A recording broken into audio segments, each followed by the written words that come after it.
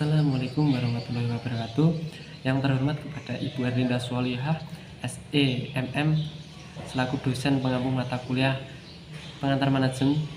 Perkenalkan, di sini saya Arthur Kristianto Pratama dari kelas 2 Ekonomi Syariah B, NIM 4012100043, nomor absen 10. Di sini saya akan menjelaskan pertemuan 1 sampai pertemuan 14, yaitu sebuah review ulang materi, yang dimana saya akan menjelaskan secara singkat dan sepemahaman saya selama pertemuan 1 sampai pertemuan 14. Yang pertama yaitu mengenai konsep dasar manajemen.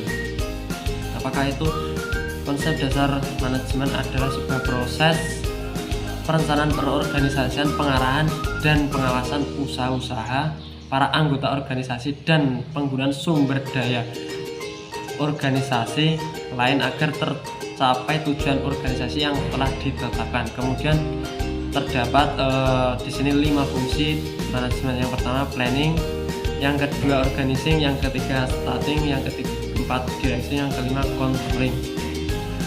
Kepemimpinan berbeda dari manajemen dalam arti bahwa sementara manajemen meletakkan struktur dan mendeklarasikan wewenang dan tanggung jawab, para pemimpin memberikan arahan dan mengembangkan visi dan misi agar mengkomunikasinya kepada karyawan dan penghasilan mereka sampai untuk mencapai tujuan yang dicapai. Selanjutnya, konsep manajemen Islam menjelaskan bahwa setiap manusia itu harus melakukan pekerjaan yang optimal dan juga harus bersungguh-sungguh. Di samping itu juga mereka harus menyiapkan perencanaan terlebih dahulu. Yang pertemuan kedua yaitu sejarah perkembangan manajemen.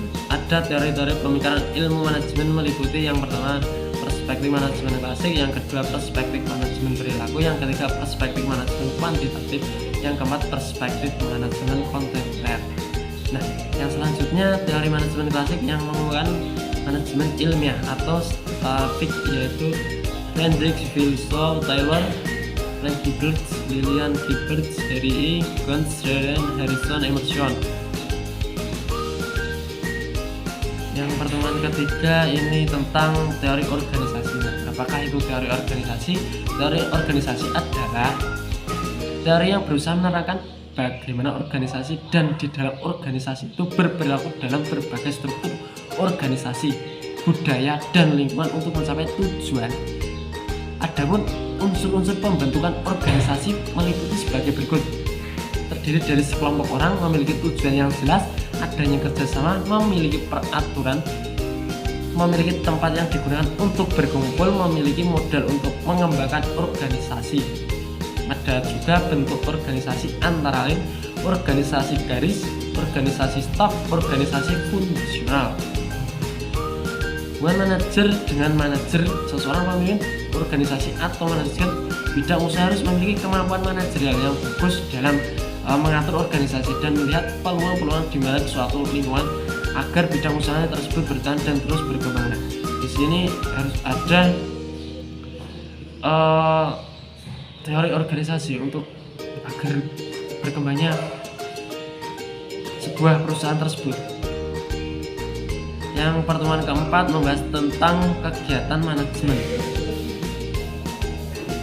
atau manajemen dalam kegiatan manajemen. Proses manajemen adalah kegiatan yang dasar yang berhubungan secara integral yang dilaksanakan dalam manajemen. Secara umum meliputi proses perencanaan, proses perorganisasian, proses pelaksanaan, proses pengendalian. Adapun juga peran fungsi manajer dalam organisasi. Yang pertama, membuat penugasan, memberikan pengarahan atau instruksi, memberikan bantuan dan dukungan, pemecahan masalah. Adapun 3 tingkatan manajemen. Yang pertama, manajemen tingkatan puncak, yang kedua manajemen tingkatan menengah, dan yang ketiga manajemen tingkat pertama. Di dalam manajemen mereka juga mempunyai sebuah keahlian. Yang pertama keahlian teknisi, keahlian berkomunikasi, yang ketiga keahlian konseptual, keahlian dalam mengambil keputusan, dan lain-lain. Pertemuan 5 yaitu perencanaan atau planning. Perencanaan adalah sebuah proses memutuskan suatu tujuan, apa yang ingin dikejar selama jangka waktu mendatang, dan apa yang akan dilakukan agar tujuan itu tercapai. Ada juga jenis-jenis perencanaan meliputi sebagai berikut. Yang pertama, strategi jangka panjang. Yang kedua, taktis atau jangka menengah. Yang ketiga, operasional jangka pendek. Nah, di sini kita juga harus mempunyai sebuah strategi yang dimana tingkat suatu keberhasilan atau pencapaian suatu tujuan yang diukur dengan kualitas, kuantitas, dan juga waktu sesuai dengan yang telah direncanakan sebelumnya agar di sana berjalan dengan maksimal dan optimal. Pada pertemuan ini, pertemuan 6 membahas tentang perorganisasian atau organizing. Organizing adalah bentuk kerjasama antar manusia untuk mencapai tujuan bersama, dan di dalam pertemuan ini membahas tentang pentingnya sebuah organisasi. Yang pertama, spesialisasi. Yang kedua, koordinasi. Yang ketiga, klasifikasi pemenang. Yang keempat, administrasi yang lengkap. Nah, bicara seperti itu, dinamika organisasi merupakan sebuah konsep yang menggambarkan proses kelompok yang selalu bergerak, berkembang, dan dapat menyesuaikan diri dengan keadaan yang selalu berubah-ubah. Kita juga harus mempunyai komitmen organisasional agar indikator keberhasilan itu ada. Yang pertama, kemauan karyawan, kesetiaan karyawan, dan kebanggaan karyawan dalam organisasi. Selanjutnya, pertemuan ke-7 tentang penyusunan atau staffing. Penyusunan adalah suatu kegiatan merekrut tenaga kerja dan mengembangkan organisasi atau perusahaan agar setiap petugas memberi saya guna memaksimalkan kepada organisasi, memberikan suatu arahan dan juga hubungan organisasi dan staffing, yaitu untuk menampung berbagai kegiatan yang harus dilaksanakan dalam suatu organisasi. Yang kedua, penetapan orang-orang yang akan memangku masing-masing jabatan dalam suatu organisasi. Yang selanjutnya, pertemuan 8, pengarahan atau directing. Pengarahan adalah kegiatan memberikan arahan agar seluruh tim dapat bekerja untuk mencapai suatu tujuan bersama secara optimal dan bekerja sama. Faktor penentu rencana struktur organisasi. Yang pertama, besar kecilnya organisasi. Yang kedua, strategi organisasi. Yang ketiga, karyawan. Dan keempat, teknologi. Nah, di sini komunikasi juga paling penting. Komunikasi meningkatkan motivasi dengan mengkomunikasikan dan juga mengklarifikasi karyawan tentang tugas yang harus dilakukan, dan juga mereka harus melakukan tugas apa, bagaimana agar mampu meningkatkan kinerja sebuah karyawan agar targetnya bisa tercapai. Selanjutnya, pertemuan 9 yaitu mengenai pengawasan atau controlling. Pengawasan atau controlling proses penetapan ukuran kinerja dan pengambilan tindakan yang dapat mendukung pencapaian hasil yang diharapkan sesuai dengan kinerja yang telah ditetapkan. Ada tahapan-tahapan proses pengawasan, meliputi penetapan standar pelaksanaan, penentuan pengukuran pelaksanaan kegiatan, perbandingan pelaksanaan dengan standar evaluasi. Selanjutnya, pertemuan 10 yaitu motivasi dalam organisasi. Definisi motivasi adalah sebuah dorongan yang timbul pada diri seseorang secara sadar atau tidak sadar untuk melakukan sebuah tindakan dengan tujuan tertentu, dan tujuan itu sangat jelas. Dan juga di sini ada teori motivasi dan juga hubungan antara pekerjaan, sistem upah, dan motivasi. Selanjutnya, pertemuan 11 yang di sini bertemakan kepemimpinan.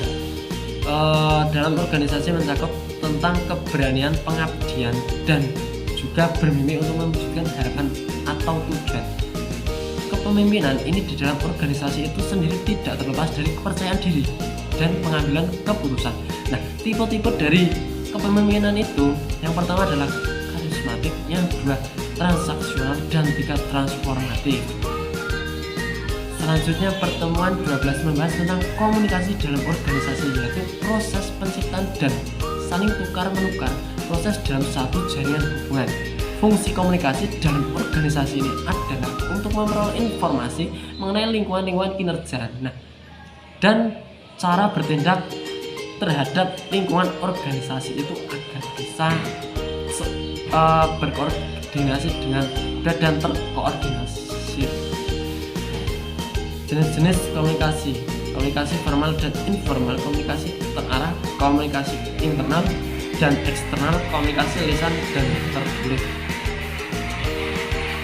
Pertemuan ke-13 yaitu tentang pengambilan keputusan.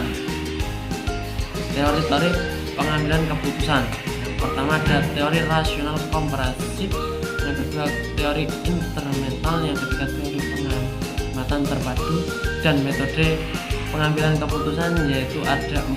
Yang pertama kewenangan tanpa diskusi, yang kedua penjabatan ahli, yang ketiga kewenangan setelah diskusi, dan keempat kesepakatan. Yang terakhir adalah hubungan antara bidang manajemen. Dalam organisasi itu maksudnya kinerja organisasi. Kinerja itu dapat kita lihat dari sumber daya manusianya, itu bagaimana dia mengolah sumber daya itu secara sesuai, dan bagaimana itu kinerjanya ditingkatkan untuk mencapai tujuan yang telah direncanakan oleh atasan dan juga bawahan. Efektivitas, kemampuan untuk mencapai sasaran, melakukan sesuatu yang benar. Efisiensi, kemampuan menikmati penggunaan sumber daya untuk mencapai sasaran, melakukan sesuatu dengan benar. Di sini ada hubungan antara bidang manajemen. Yang pertama manajemen sumber daya manusia, yang kedua manajemen keuangan, dan yang ketiga manajemen operasi, yang keempat manajemen pemasaran. Mungkin itu yang dapat saya sampaikan. Ada kurang lebihnya saya mohon maaf.